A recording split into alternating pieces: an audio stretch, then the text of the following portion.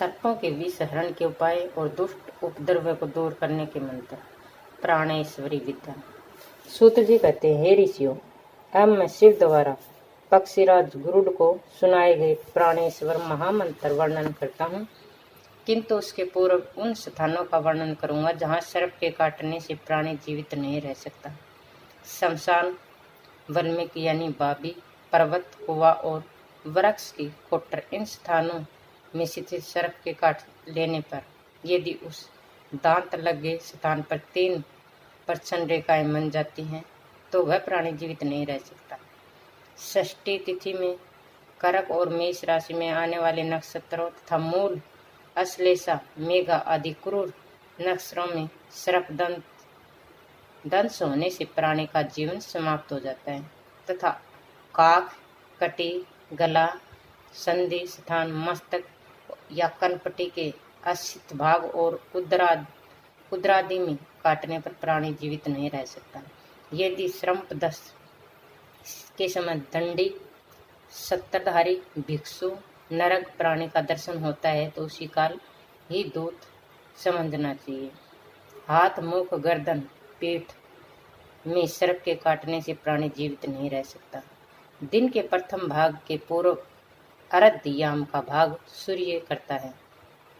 उस दिवाकर भोग के पश्चात गणक्रम में जो ग्रह आते हैं उन ग्रहों के द्वारा यथाक्रम शेष यामों का भोग होता है। इस काल विधि के प्रत्येक दिन 6 परिवर्तनों के साथ अन्य शेष ग्रहों का भोग माना जाता है। यथा ज्योतिषियों ने काल चक्र के आधार पर रात्रि काल में शेष नाग, सूर्य, वासुकी नाग, चंद्र, तक्षक नाग, मंगल, कर्कोटक नाग, बुध पद नाग, गुरु महापद नाग, शुक्र, शंख नाग, शनि और कुलिक नाग राहु को स्वीकार किया। रात या दिन में बृहस्पति का भोग काल आने पर सर्प देवों का भी अंत करने वाला हो जाता है।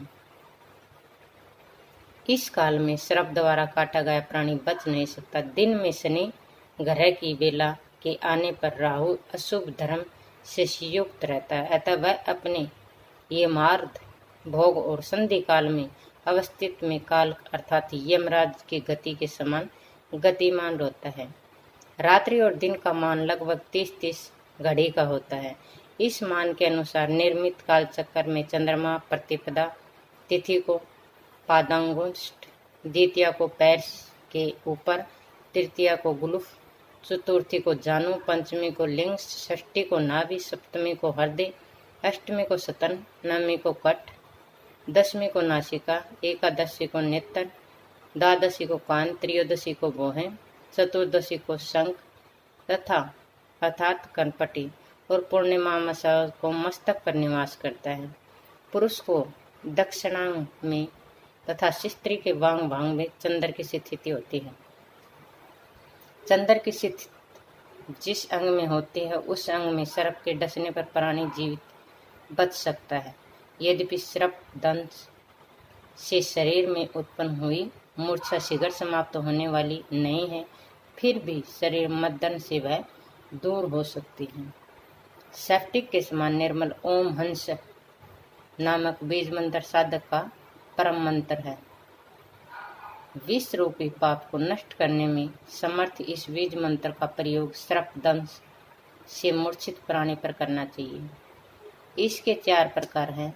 प्रथम मात्रा बीज बिंदु से युक्त है, दूसरा 5 स्वरों से युक्त, तीसरा 6 स्वरों वाला है, चौथा विसर्ग युक्त है। प्राचीन समय में पक्षीराज गरुड़ ने तीनों लोकों की रक्षा के लिए ओम कुरुकुले सभा इस महामंत्र को आत्मसात किया।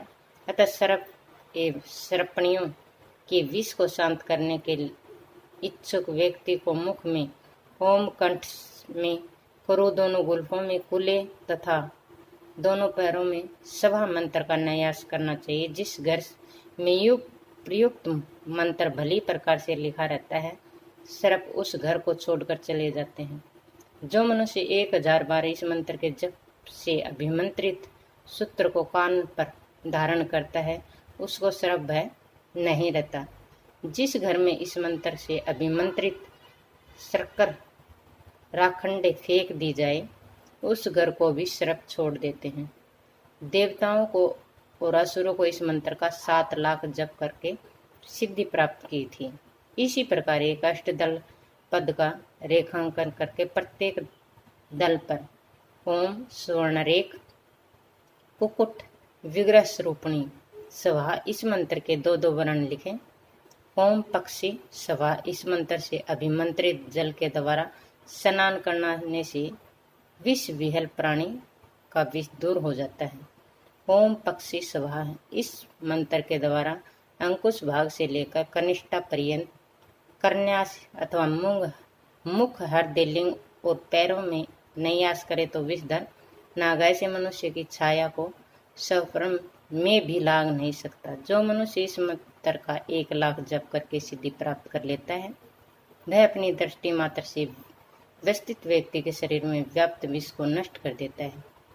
ओम ह्रीं ह्रां ह्रीं भी रुंडाय स्वाहा इस मंत्र का जप सर्प दंशित व्यक्ति के कान में करने से विष का प्रभाव क्षीण हो जाता है। यदि दोनों पैरों के अगर भाग में ए आ, गुलफ में ई, जानू में ऊ, कटी में ए, नाभि में ओ, हृदय में ओ, मुख में एम तथा मस्तक में एह वर्ण का स्थापन ओम मन हंसः बीज मंत्र से सहित नियास करके साधन इस बीज मंत्र का ध्यान पूजन और जप करे तो सर्व विष को दूर कर देता है। मैं समय गरुड़ हूँ, इस ध्यान करके साधक को विष समन का कार्य करना चाहिए। हम बीज मंत्र का शरीर में विनाश विषादि को हरण करने वाला आता है। वाम हाथ में हंस मंत्र का नियास करने से जो साधक इस मंत्र का ध्यान पूजन और जप करता है वह सर्व विष को दूर करने में समर्थ होता है, क्योंकि यह मंत्र विषधर नागों के नासिका भाग और मुख में की श्वास नलिकाओं को भी रोकने में पूर्ण समर्थ है। यह मंत्र शरीर के त्वचा मांस आदि में व्याप्त सर्व विष को भी विनिष्ट कर देता है। सर्प दंश से मूर्छित प्राणी के शरीर में ओम हंसः मंत्र का नयास करने वाला भगवान नीलकंठ आदि देवों का ध्यान करना चाहिए। ऐसा करने से यह मंत्र अपनी वायु शक्ति के द्वारा संपूर्ण विष का हरण कर लेता है। प्रत्यंगरा की जड़ को चावल के जल के साथ पीसकर पीने से विष का प्रभाव दूर हो जाता है। पुनर्वा प्रियंगु वक्तर्ज यानी ब्राही सवेद बृहति कुसमांडा अपराजिता की जड़ गेरू और कमलगट्टे के फल को जल में पीसकर घृत के साथ लेप तैयार करना चाहिए। इस प्रकार बना हुआ लेप भी शरीर में लगाने से विष को शांत कर देता है। सर्प के काटने पर जो मनुष्य गर्म घृत का पान कर लेता है उसके शरीर का विष का अधिक प्रभाव नहीं हो पड़ता। सर्पदंश होने पर शीशी नामक वृक्ष के पंचाग्नि पत्तर पुष्प फल मूल और छाल के सहित गाजर के बीजों को पीसकर सर्वांग में लेप करके ने से अथवा पीने से भी विष के प्रभाव समाप्त हो जाते हैं। ओम ह्रीं बीज मंत्र गोनस यानी गोहुअन आदि विषैले सर्पों के विष दूर करने में समर्थ है। इस मंत्र के साथ अह का प्रयोग अर्थात ओम ह्रीं अह का उच्चारण करते हुए हृदय ललाट आदि में विन्यास करके इसका ध्यान करने मात्र से ही सर्पादि का विषीकरण हो जाता है। उसका 15,000 जप करके साधक गरुड़ के समान सर्वज्ञानी कवि विद्वान वेदवित हो जाता है और दीर्घायु को प्राप्त कर लेता है। सूत जी ने पुनः कहा, ऋषियों, अब मैं आपके सभी को शिव के द्वारा कथित अत्यंत गोपनीय मंत्रों को बताऊंगा, जिनके अभिमंत्रित पास धनुष चक्कर मुर्दर शूल और पट्टिस नामक आयुधों का धारण करके राजा शत्रुओं पर विजय प्राप्त कर लेता है। मंत्र द्वारा के लिए कमल पत्थर पर अष्टवर्ग बनाए पूर्व दिशा से शुरू करके क्रम से ईशान कोण तक बीज मंत्र ओम ह्रीं ह्रीं को लिखना चाहिए। ओम कार ब्रहा बीज है, ह्रीं कार विष्णु बीज है, ह्रीं कार शिव बीज है। त्रिशूल के तीनों शीर्षों पर ह्रीं लिखकर क्रमानुसार न्यास करना चाहिए। ओम ह्रीं ह्रीं है। साधक हाथ में शूल ग्रहण करे, तत्पश्चात उसको आकाश में घुमाए, जिसे देखते ही दुष्ट ग्रह और सर्प नष्ट हो जाएं।